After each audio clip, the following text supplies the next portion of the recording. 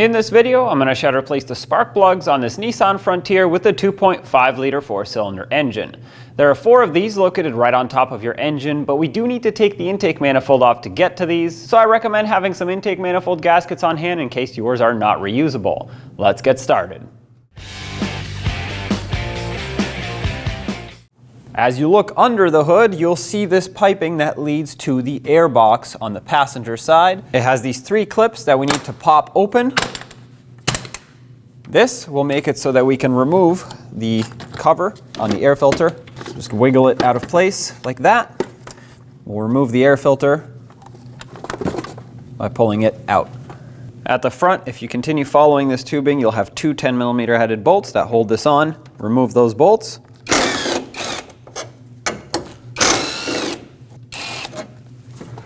There we go. Now if you continue following this ducting, where it goes to the driver's side fender, you'll see this 10mm headed bolt that we need to remove, so you'll need an extension to reach it, and a 10mm socket, of course. Now pull up on this, pop it out of its grommet, and this whole assembly can be removed. Right below where the air filter was, you're going to see this injector connector.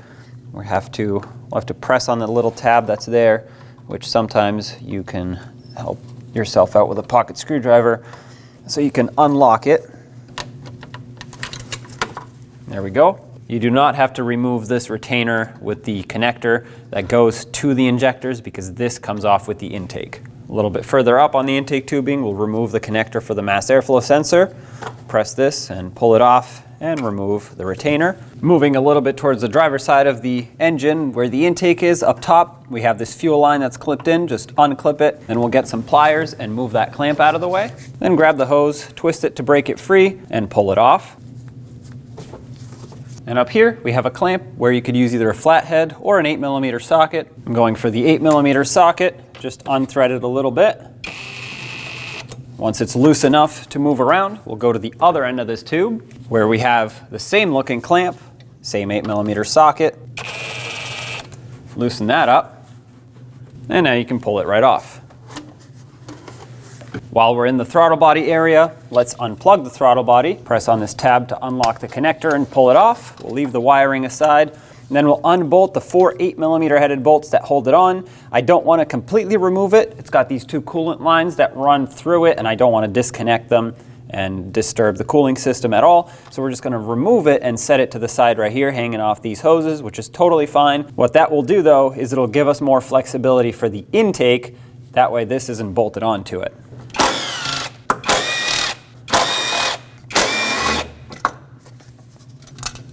Remove these bolts, they're all the same, and we'll just let this hang over here. With that throttle body removed, you can see this bracket that goes from the intake down to the engine. We have 2 12mm headed bolts that we need to remove from here. One is at the top right underneath the intake. Break it free and remove it.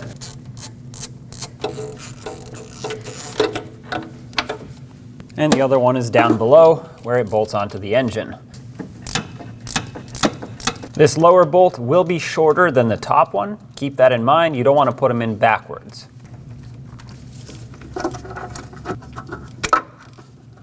With that bolt out, you can take this bracket, pivot it down, and the grommet will slide out. On the back side of the intake, we have this larger vacuum hose that needs to pop out of this retainer. And then we have the one that goes to the brake booster on the back side here.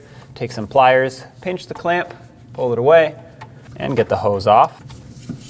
At the top, we'll want to get a few things done here. Unclip the rest of the fuel line off of this retainer, and then we'll have to disconnect this wiring harness, unhook it from there, and unplug it off the purge valve, and then remove this hose from that retainer, and we'll take this clamp off and remove the hose off the purge valve. The rest of it can actually stay attached. Now we also have this PCV hose here, and you want to remove this clamp on the engine side, push it away, grab the hose, and push it off, just like that. It can stay attached to the intake. Now what we need to do is unbolt 5 different fasteners that hold this intake onto the engine on this side, on the passenger side.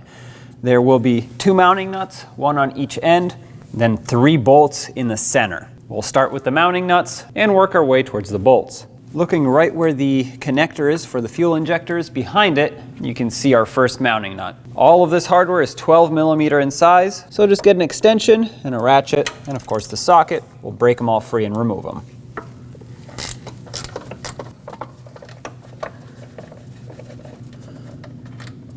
If you have a magnet that can reach them, in this case, it would be very helpful. For the one on the back side, you want to go next to the intake, not underneath. And if you feel for it, you'll end up right on it.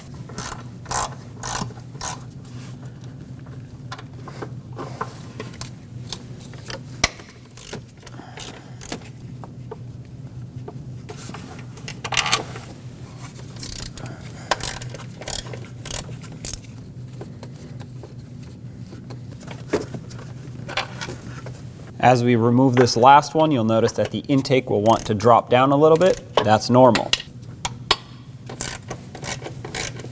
Support the intake and remove this bolt fully.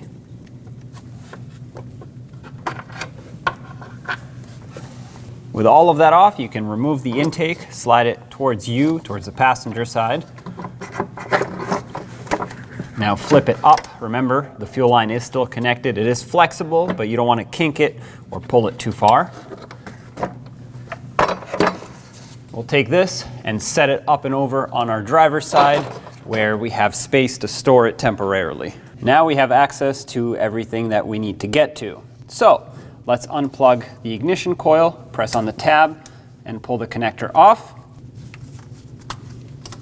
Use a 10mm socket and remove the bolt that holds it down. Pull the ignition coil straight up. Sometimes they get a little bit stuck from the rubber boots. And there it is. Now you want to use a 14mm spark plug socket. Drop it right down into the tube on the spark plug with an extension if needed. Make sure it's seated, and then break this free and remove it.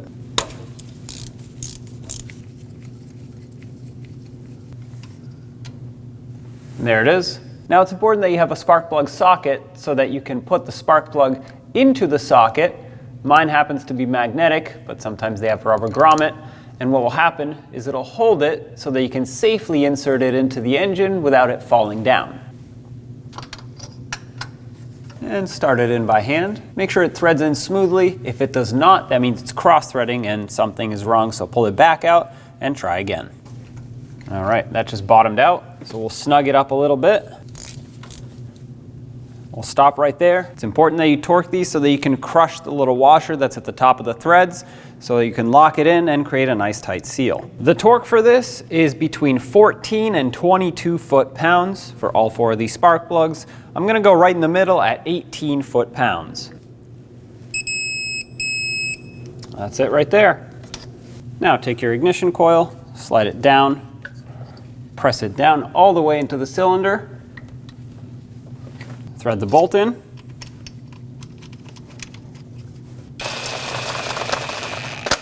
Once it's bottomed out, you can just give it about 1/8 of a turn. That should be plenty tight right there. And of course, plug it in. Make sure you hear that click on the connector. Before installing the intake back on, you want to make sure that the gaskets are reusable. And this is the point where you would install new ones if yours were not. You can reuse these as long as they're still pliable, soft, and they are not completely squished down. Mine are in great shape. I know there's quite a bit of dirt here. This can be cleaned up, no problem. But the important part, like I said, is that these gaskets are soft, pliable, and will reseal when you put this back on. If you need to replace them, they simply just pull out and reinstall. Once again, mine are good, so I'm leaving them in. On the engine side, this surface needs to be cleaned as well. Mine is actually in great shape, not much debris, no corrosion, no oil. So I'm just going to give it a quick wipe down with a rag to ensure that there isn't anything here. Overall, if you had to clean it, you would just use a gasket scraper or a razor blade, make the surface nice and flat. You could use a sanding block if needed, but you want to make sure you don't remove material to make this uneven, then it really won't seal. Once you're ready, take your intake manifold, bring it over the studs that are on each end,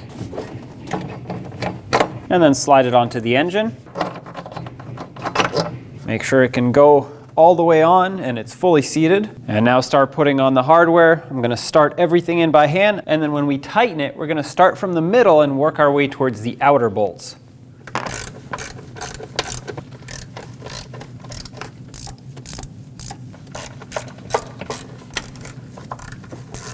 The torque on all of this hardware is 83 inch-pounds. We're gonna start from the center and work our way towards the outer bolts.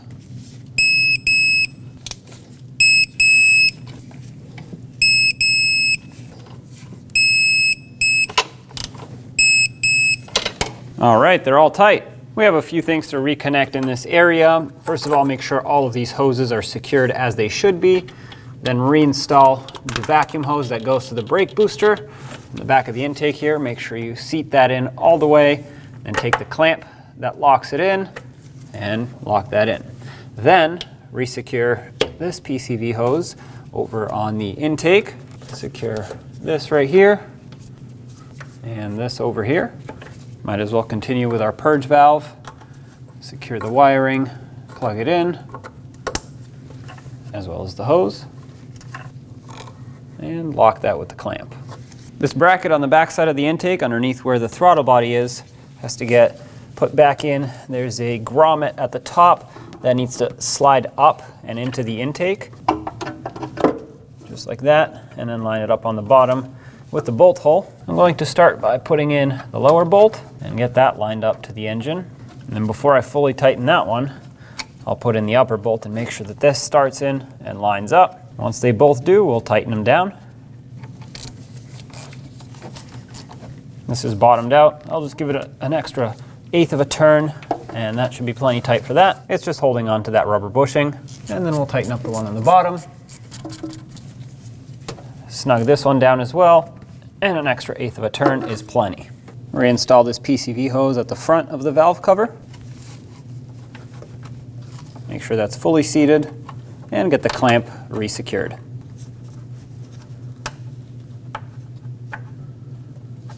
Make sure the back of the throttle body is clean, free of debris and any corrosion. Mine is, so I'm gonna put it right back onto the intake. I have my bolts ready so they can start in and hold this in place. With one started, you can let go, line it up, and start the other 3.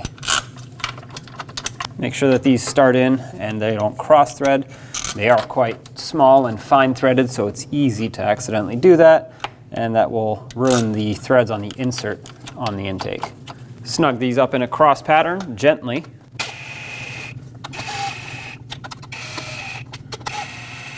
We'll torque these to 74 inch-pounds.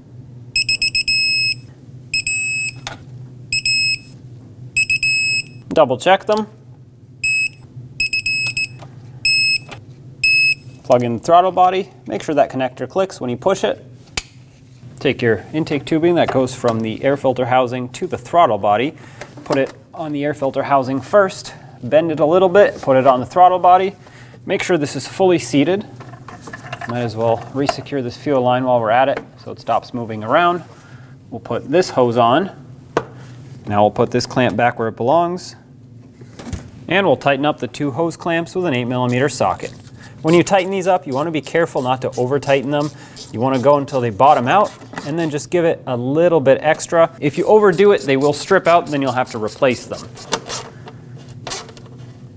There we go, that's tight. Plug in the mass airflow sensor again and resecure the harness. Down here, plug in the injector harness. Make sure that clicks.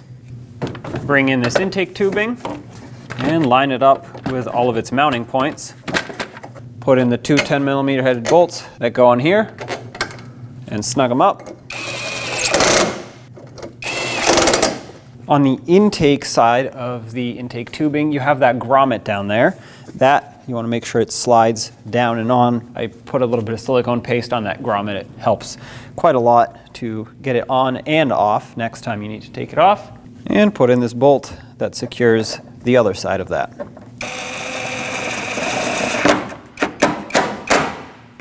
Now you want to take your air filter and slide it down with the pleats facing towards the cap that opens, or the cover, the rubber piece, towards the engine side. But you want to put it inside the cap, not over here. And make sure that when you slide it in, the ends don't fold out. Ensure that this is fully seated. Now on the bottom, you'll have 5 flat tabs that stick out that have to line up with the bottom of the rest of this box. So just wiggle this back and forth, and you'll see that it can slide in all the way. If it does not easily slide on all the way and lock, it is not lined up, so take it off and try again. And that is installed.